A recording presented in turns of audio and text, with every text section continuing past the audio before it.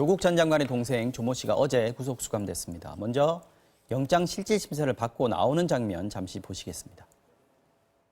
혐의 소명 충분히 하셨습니까? 네, 좀 한 편입니다. 뭐 어떻게 말을 하셨는지. 지금 몸이 좀 많이 안 좋습니다. 네, 검찰 영장 재청구 받아들여졌네요. 네, 그렇습니다. 지금 보시는 장면이 이제 오전 10시 반에 출석해서 4시가 좀 넘은 시간은 6시간 정도 네. 영장 실질 심사를 했고 그 이후 얼마 안 있어서 사실 영장이 발부가 됐죠. 볼 때는 이제 나는 적극적으로 소명을 했다라고 약간 자신감도 보였었는데 결과는 본인의 기대와는 달랐던 것 같습니다. 이건 판사는 영장 발부 이후 뭐라고 얘기를 했었습니까? 예, 종전 구속영장 청구를 전후해가지고 수사 진행 경과 그리고 이제 추가가 된 예, 그런 어떤 범죄에 대한 혐의 네. 이런 것들을 갖다 종합적으로 이제 판단을 해볼 때 구속의 필요성과 상당성이 인정이 된다 이 이야기를 했습니다. 네. 지금 이제 가장 이제 중요한 그 뭐 혐의들은 일단 그 배임인데요. 배임 뭐 이거에 대해서 사실 좀 위장 소송을 하면서 그런 어떤 뭐 돈을 갖다 이제 숨기고 하는 이런 것들이 이제 문제가 됐고 그리고 이제 그런 어떤 범죄 혐의에 대해서 이제 어느 정도 이제 소명이 됐다는 그런 것 같고요. 그리고 이미 이 사건 관련해 가지고 웅동학원에서 이제 교사를 채용하는 그런 과정에서 이제 돈을 받은 그런 어떤 일이 있었습니다. 네. 그 그 돈을 전달한 전달책 그 두 사람 같은 경우는 이미 구속이 되어 있는 그런 어떤 상황이기 때문에 그 뭐 공범은 구속이 되어 있는데 실제로 그런 어떤 일을 하는 데 있어서 이제 주도적 역할을 했던 사람은 구속을 안 한다면 좀 형평성에 어긋나는 그런 어떤 문제가 있고요. 처음에 이제 구속 기각할 때 이제 건강 문제를 상당히 이제 좀 중요하게 맞습니다. 이제 적시를 했는데 이번 같은 경우는 지금 현재의 건강 상태가 구속을 하지 못할 만큼 그 정도 이제 심각하지는 않는 걸로 법원에서 이제 판단을 한 것 같습니다.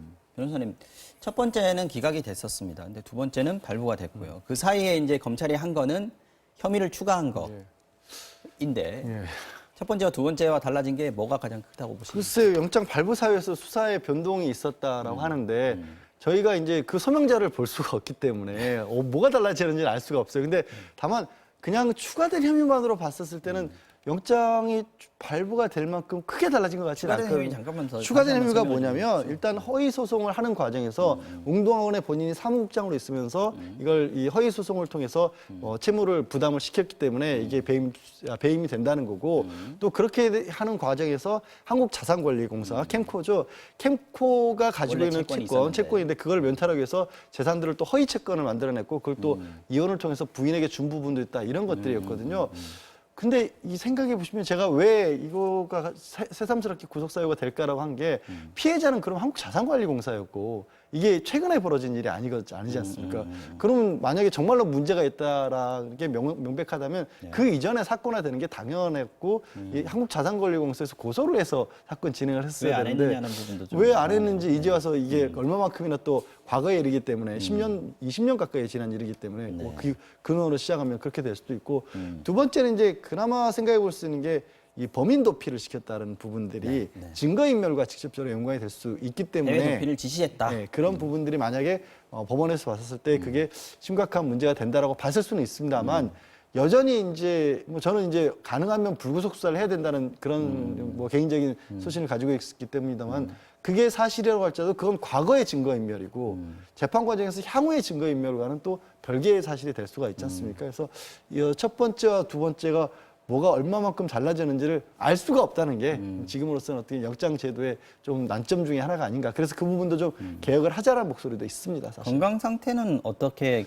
작용이 됐을까요? 처음에는 이제 보도들이 좀 나왔습니다. 이게 뭐 그렇게까지 아프지는 않은데 뭐 휴게소에서 직접 뭘 사러 나갔다든지 뭐 이런 얘기를 하다가 중간에 이제 자료들을 다 제출을 했고 아픈 건 사실인 것 같다라는 게 거의 정설이 지금 되어버렸는데 그럼에도 불구하고 판사가 보기에는 구속에는 문제 없다 이렇게 본 거. 그러니까 그런 부분도 같이 그러니까 처음에는 마치 이제 검찰 측에서 얘기를 한 것처럼 전혀 건강에 무리가 없는데도 불구하고 거짓말을 하고 있다라는 식으로 이제 알려졌었는데 또 이 조카 측, 동생 측에서 반론을 한 거는 실제 건강이 굉장히 좋지 않았고 첫 번째 영장실시심사를 포기한 이유도 나가서 얘기를 할 수가 없을 정도의 상황이기 때문에 그냥 글자 그대로 포기를 했다라는 거죠.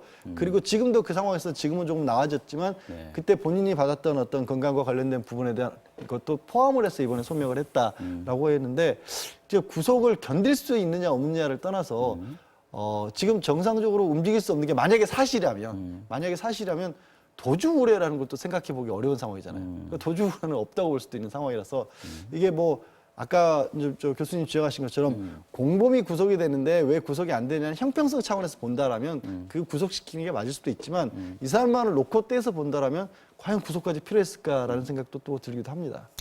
알겠습니다. 여기까지 하겠습니다. 지금까지 양지열 변호사 그리고 곽대경 동국대 경찰사법대학 교수님과 함께 이야기 나눠봤습니다. 두 분 고맙습니다. 예, 감사합니다.